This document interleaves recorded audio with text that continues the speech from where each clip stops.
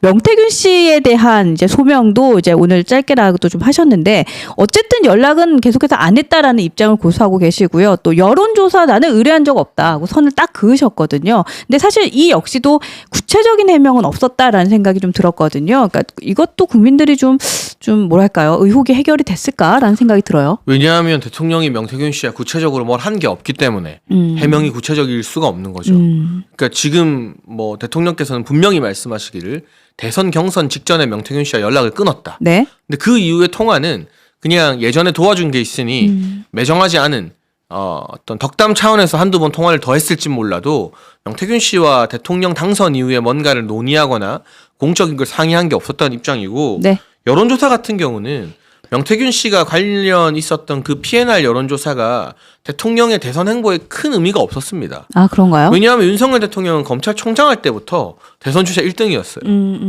그랬네요. 상대 생각해보면. 후보들을 압도하고 갤럽이나 뭐 이런 훨씬 더 공신력 있다고 인정받는 유수의 여론조사에서 그래서 굳이 이 여론조사 하나에 막 목을 메고 부탁하고 이걸 뭐 조작하니 많이 하는 이런 행동을 할 이유가 전혀 없었다라는 게 다른 여론조사 결과로 드러난 주지의 사실이기 때문에 네. 저는 이 부분은 명태균 씨가 자기 영향력을 과시하거나 나 이런 사람이다라는 거 보여주려고 막 여조도 하고 뭐 했을지는 몰라도 그게 대통령의 지시나 대통령의 필요는 전혀 아니었을 거라고 생각을 하고 있습니다. 좋습니다. 그러니까 오히려 좀 상세하게 해명하는 것이 더 상세한 뭐 관계였다는 걸 보여주는 것이기 때문에 굳이 그럴 필요는 없었다. 또 그런 게 있어요. 대통령이 이제 입당하기 전에 네. 정치권에 처음 발을 들였잖아요. 네. 그때 물론 저를 비롯해 도와주는 인물들이 있었지만 대통령과 김건희 여사는 정치권 경험이 그때가 처음이었을 겁니다. 그랬죠. 본격적으로는. 그러면 이 정치 바닥에 얼마나 이상하고 말도 안 되는 사람들이 많는지를 잘 경험해보기 전이었을 거예요.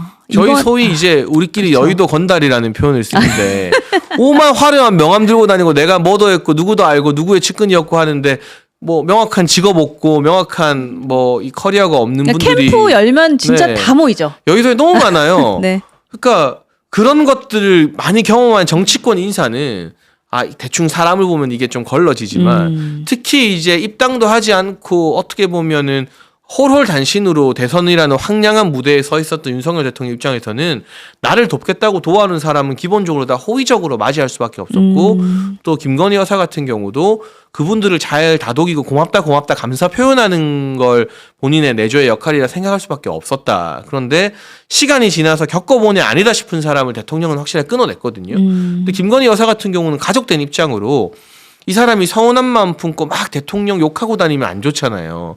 그러니까 그걸 그냥 잘 달래고 다독이는 역할을 하다 보니까 조금 더 연락을 유지했던 것으로 확절하지 못했네요.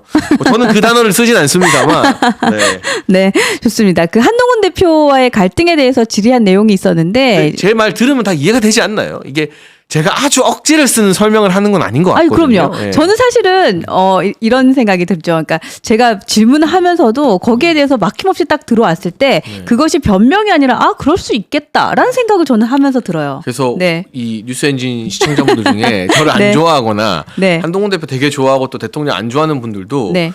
그냥 제가 하는 대답이 진짜 억진지 아니면 그래 저런 구석도 있는 덴지 네. 한번 좀 곰곰이 잘 들어주시면 그럼요. 너무 그러니까 감사하겠습니다. 사실은 뉴스엔진에는 모든 분들이 다 계세요. 한동훈 대표를 너무너무 사랑하는 분들도 계시고 윤석열 대통령을 너무너무 사랑하시는 분들도 계신데 근데 이제 사실 저희는 그 두 분의 지지자 모두 보수의 자산이라 생각을 합니다. 네, 그래서 두 그 지지자 모두 환영하고요. 또 뭐 어떨 때는 이렇게 서로를 위한 그 성장을 위한 비판은 저는 받아도 된다라는 생각 듭니다. 이게 중요한 게 약간 네. 말이 세지만 네.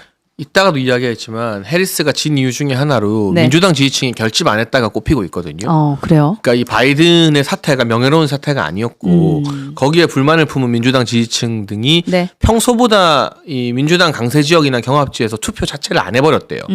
그게 트럼프 압승의 주요 원인으로 외신에서 분석이 많이 나오고 그럴 수 있는데 있겠네요. 그래서 저는 정치인으로서 한동훈 대표 비판하고 네. 또 한동훈 대표도 정치인으로서 대통령한테 막 뭐 이래라 저래라 압박을 아니, 하고 옳은 소리 할 수 있고 막 하지만 네. 이 지지자들이 누구를 응원하고 누구를 싫어하는 건 괜찮아도 상대 정치인을 예를 들면은 친한인 지지자들이 윤석열 대통령을 네. 또 친윤인 정치인이 한동훈 대표를 필요 이상으로 막 인신 공격하고 그 갈라치기.